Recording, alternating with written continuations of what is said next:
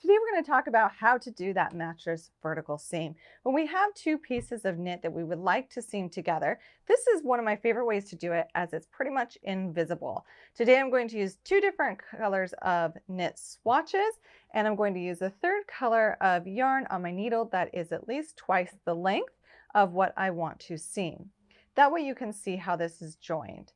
What you will do is, starting with your right side, you will insert your needle into the space between the first and second knit stitch.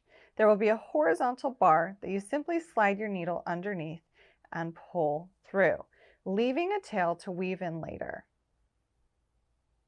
Now we will find that same horizontal bar on our left swatch. In between the first two pieces, we will insert our needle, finding that horizontal bar, and pull through. Now we will go back and do the same thing again. Going up one, we will find that horizontal bar and pull through. And then the same on the left side. Let's see that up a bit closer.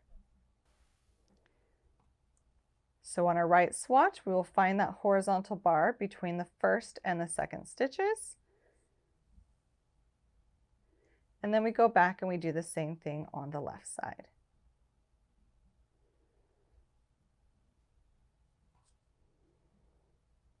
Now it looks like we've kind of made a mess here. It doesn't really look like we've done much so far. As we continue to work back and forth with this mattress stitch, we will simply pull our working yarn once we have a few of these stitches joined together and watch what happens.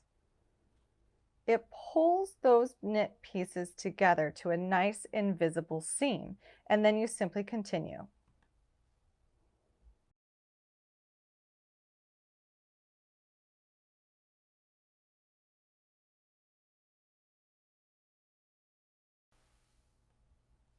And this is how the mattress seam is worked.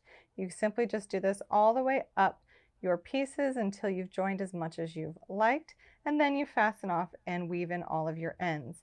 On the back side, this is how it looks. We've got our two side knit stitches hanging out, joined nice and tightly together. And on the front, as we continue to work and pull that working yarn on our needle, it joins those seams quite nicely.